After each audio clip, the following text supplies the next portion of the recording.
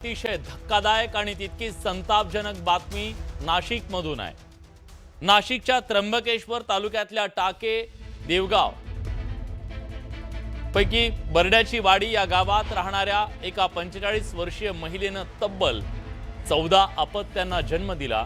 मात्र या माऊलीनं घरची हालाखीची परिस्थिती असल्यानं पैशांसाठी 14 पैकी आपली 6 मुलं आणि मुली विकल्याची धक्कादायक बाब समोर आली आहे। बच्चूबाई विष्णू हडोगे असं या 45 वर्षीय महिलेचं नाव आहे। 10 ऑक्टोबर 2025 ला महिलेला एक बाळ झालं। या बाळाचं वजन कमी असल्यानं आरोग्य विभागाचे कर्मचारी या अपत्याच्या तपासणीसाठी गेले, तेव्हा महिलेला घरी शोधत असताना तिचा शोध लागला नाही। कर्मचारी गेल्यानंतर महिलेनं आपलं बाळ विकल्याची बाब समोर आली आणि त्यानंतर या सगळ्या प्रकाराचं बिंग फुटलं। या घटनेचा शोध घेण्यासाठी न्यूज 18 लोकमतची टीम पाड्यावरच्या बच्चूबाई हांडोगे या महिलेच्या घरी पोहोचली। मात्र तिच्या घरातून तिचा नवरा आणि ती गायब झाली। मात्र आमचा प्रतिनिधी जेव्हा महिलेच्या इतर मुलांकडून या सगळ्या प्रकाराबद्दल माहिती जाणून घेत होता, तेव्हा या मुलांनी जी माहिती सांगितली ती अतिशय धक्कादायक होती। आमच्या आईवडिलांनी 10,000 रुपयासाठी आमच्या भावाला विकल्याचं त्यांनी सांगितलं।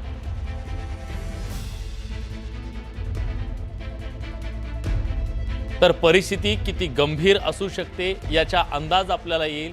पोटच्या लेकराला काटा टोचला तरी सुद्धा वेदना होती आईबापाला, पण आपल्या पोटच्या लेकरांना 4 पैशासाठी विकण्याची वेळ या आईवडिलांवरती आली आणि त्यांनी आपल्या 6 मुलांना पैशासाठी विकल्याची बाब अतिशय धक्कादायक अशी बाब समोर आली आहे। लक्ष्मण घाटोळ आपले प्रतिनिधी आता आपल्यासोबत आहेत। लक्ष्मण, काय तपशील आहे याबद्दलचा?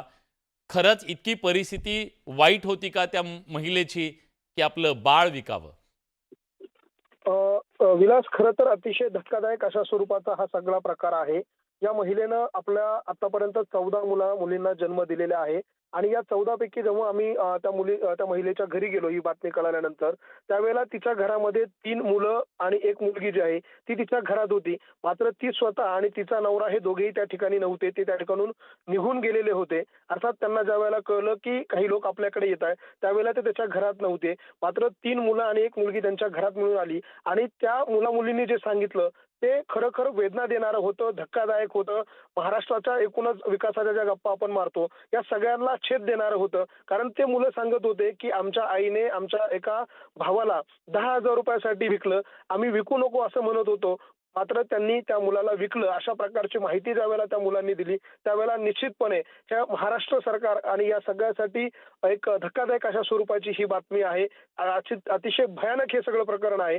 या सगळ्या प्रकरणाचं बिंग नेमकं कसं फुटलं हे देखील समजून घेणं महत्त्वाचं आहे। या महिलेला 10 ऑक्टोबरला एक मुलगा झाला होता, अर्थात पुरुष जातीचा एक लिंगाचा मुलगा झाला आणि त्यानंतर या महिलेचं त्या मुलाचं वजन जे आहे ते कमी होतं आणि म्हणून आरोग्य विभागाने ठरवलं की या मुलाच्या घरी चकरा मारायचा, अर्थात काही तपासण्या करायच्या। त्यासाठी आशा कर्मचाऱ्या ज्या आहेत त्या महिलेच्या घरी गेली। एक जी आशा कर्मचारी आहे, अनुसया डोळस नावाची एक आशा कर्मचारी आहे, ही ज्यावेळेला त्या महिलेच्या घरी गेली त्यावेळेला त्या महिलेला विचारलं की तुझं 10 ऑक्टोबरला झालेला जो मुलगा आहे तो कुठे आहे, ते अपत्य कुठे आहे, त्याचं वजन कमी होतं, त्याची आपल्याला तपासणी करायची आहे। तेव्हा त्या महिलेने ज्या सांगितलं या आशा कर्मचाऱ्याला ते देखील धक्कादायक होतं। तिने स्पष्ट सांगितलं की माझं मूल जे आहे ते मी विकलेलं आहे आणि ते मूल आता माझ्याकडे नाहीये। हे सगळं ऐकल्यानंतर या आशा कर्मचाऱ्याला देखील धक्का बसला आणि तिने हे प्रकरण तिच्या वरिष्ठ अधिकाऱ्यांना सांगितलं आणि त्यानंतर या सगळ्या प्रकाराचं बिंग फुटलं।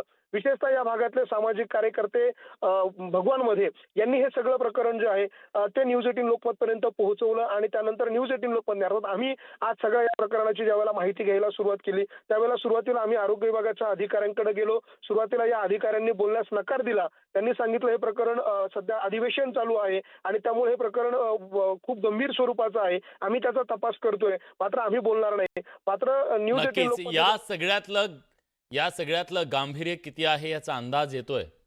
आज 10,000साठी पोटच्या लेकराला विकावं लागण्याची वेळ ज्या आईबापांवर येत असेल, ती परिस्थिती आणि त्याच्यावर चर्चा हे विधिमंडळात व्हायला हवी।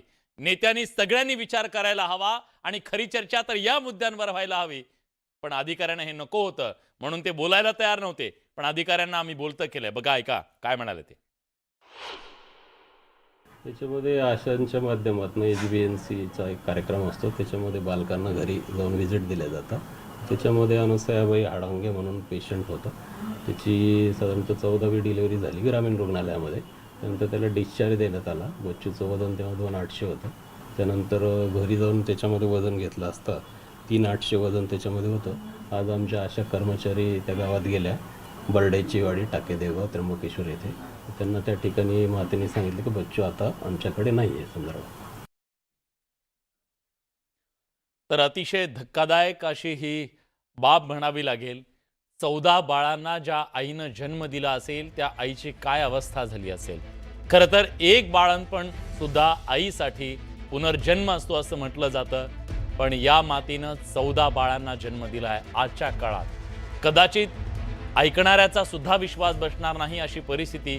45 वर्ष या महिलेचं वय आहे, म्हणजे 14 मुलांना, म्हणजे प्रत्येक वर्षी एका बाळाला या मातीनं जन्म दिला. आज घरातली परिस्थिती अतिशय दयनीय, जगणं मुश्किल, आणि मग बाळ जन्माला घालायचं आणि ते विकून त्याच्यावरती गुजराण करायची, इतकी हलाखीची परिस्थिती या आईबापावरती जर आलेली असेल तर निश्चितपणे आपण खरंच की कुठल्या परिस्थितीत आहोत, आपण कुठल्या विकासाच्या गप्पा मारतोय, आणि या समाजातलं हे जे विदारक वास्तव आहे ते किती दुर्दैवी आहे याचा आपल्याला अंदाज येतो. भगवंतराव, नेमकं काय प्रकरण आहे, काय म्हणजे काय कुठे चाललंय महाराष्ट्र असं विचारण्याची वेळ आली आहे. ही वस्तुस्थिती किती म्हणजे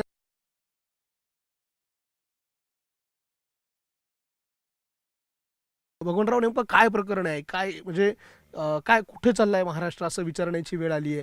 ही वस्तुस्थिती किती म्हणजे त्यात किती तथ्य आहे, काय नेमकी घटना आहे. एकंदर आपण बघितलं तर हे एक आपण कुठे आहोत, आपला महाराष्ट्र कुठे आहे आणि आपण खरंच माणसं म्हणून जगतो का.